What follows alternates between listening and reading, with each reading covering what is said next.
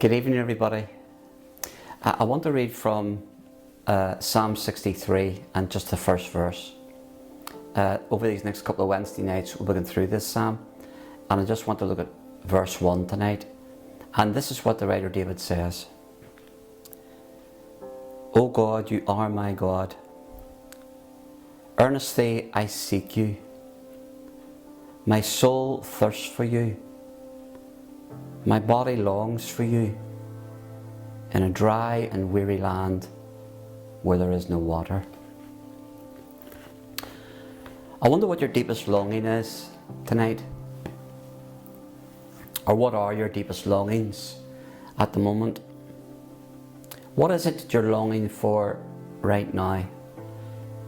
It might be to get to stage 5 of the government's plan to get us out of lockdown. It might be to be able to get out in public without having to wear face masks. Or it might be our longing tonight might be to be back at church where we can have fellowship together, pray together, sing together, talk together. Our deepest longing may be able to get out and about where we won't have to worry about hugging and shaking hands. Our deepest longing may be to get out and not have to keep our distance of 2 meters from each other. Our deepest longing tonight might be perhaps to have everything the way it was before lockdown took place. In verse 1 of Psalm 63, we read of David's deepest longing.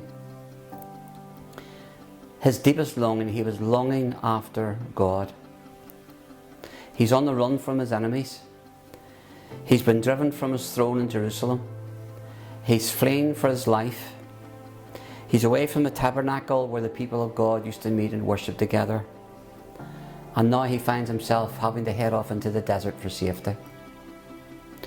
But out of all the things that he could have longed for, going back to Jerusalem, going back to the throne and the tabernacle and so on, his deepest longing, his deepest thirsting was for God.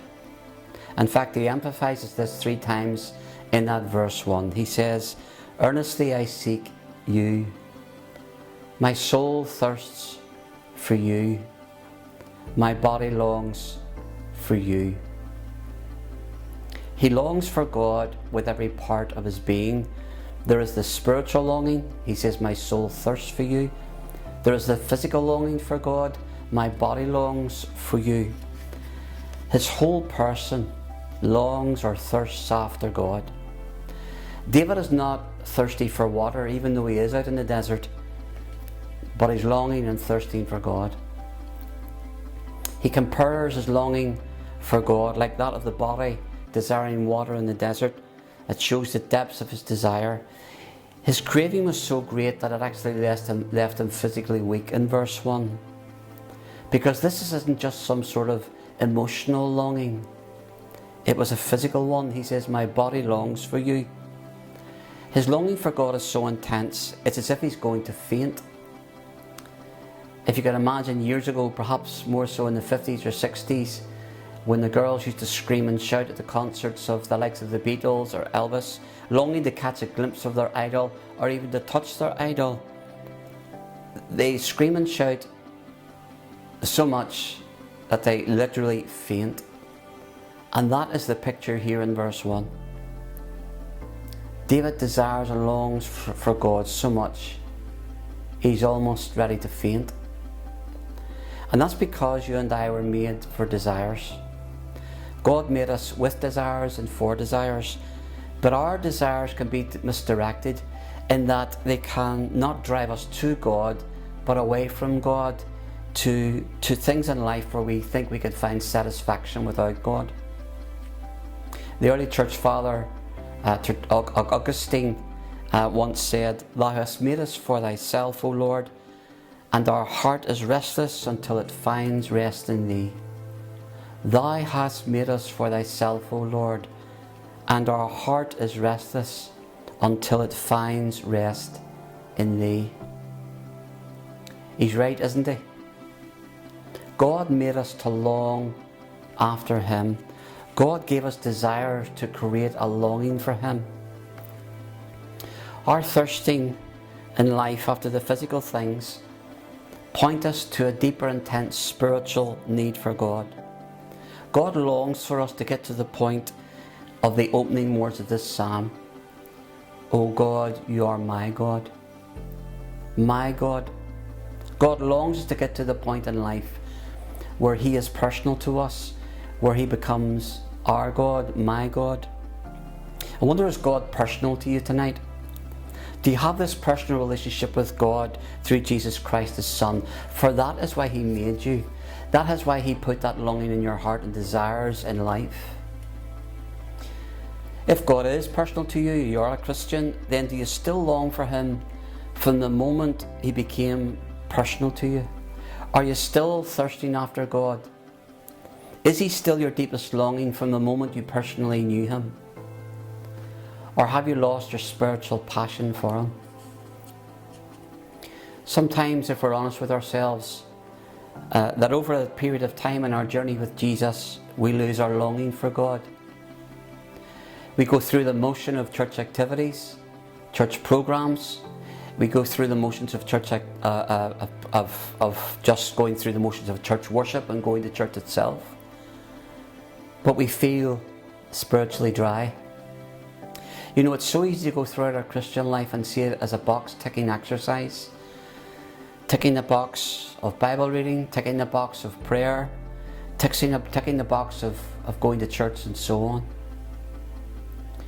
We do all of these things on a daily basis, on a weekly basis, but for some reason, somehow, our longing or our thirst of God is just not there. It's a bit like driving a car. I don't know what sort of car you drive today. With some cars, many cars nowadays, the petrol gauge can tell you exactly how many miles of petrol you have left in the tank. However, before we had all of this technology, we had cars where you had to watch a little needle on the petrol gauge very carefully, which told you how much you had left in the petrol tank. And the problem was you had to keep guessing by looking at the needle, especially when the needle would go into the red part of the petrol gauge. Years ago, a long time ago, we used to have an old red Ford Sierra that had such a petrol gauge of a little needle. I must confess, I played a guessing game of how much we had in the tank. And instead of maybe going to the nearest petrol station, I would say to myself, there's enough petrol in the tank. I would guess by reading the needle, there's enough petrol in the tank to keep me going to the next petrol station. On one occasion, I remember a long time ago, we were driving the old red Ford Sierra up to the north coast. I didn't gauge the petrol gauge very well. She was heading into the red, and we ended up stranded on the hard shoulder on the road up to Port Ballantrae. Thankfully, another driver pulled up and he offered to take me to the nearest garage. And I'll never forget, he had 2 Doberman pinschers in the back seat of his car. And on the way to the garage, I could feel their hot breath breathing down the back of my neck. I was glad of the lift, but I was even more relieved when I got back to our own car. The point was this: by playing guessing games with the petrol gauge in the old Sierra, I was inviting disaster. And in the same way, by ignoring the warning signs that we are losing our longing for God, we end up spiritually dry and running on empty. But how can we restore our longing for God again? Well, David gives us the answer in that verse 1. In one word, earnestly. He says in verse 1, earnestly I seek you. That's how we restore our longing for God again. He doesn't say, I casually seek you. For so often that can be the case with our Christian lives, can't it? Our longing for God is restored again as to what it should be when we earnestly seek God with our whole person. That is when we earnestly long after Him with our body, mind and soul, as we found in verse 1 there. No one can create this longing for God but you. I can urge you, like I urge myself continually, to continue to create this longing for God, but only you can want this desire for yourself, for God. Or in the words of David in verse 1, O God, you are my God. Earnestly I seek you. My soul thirsts for you. My body longs for you in a dry and weary land where there is no water. Good night and God bless, and keep safe and keep well.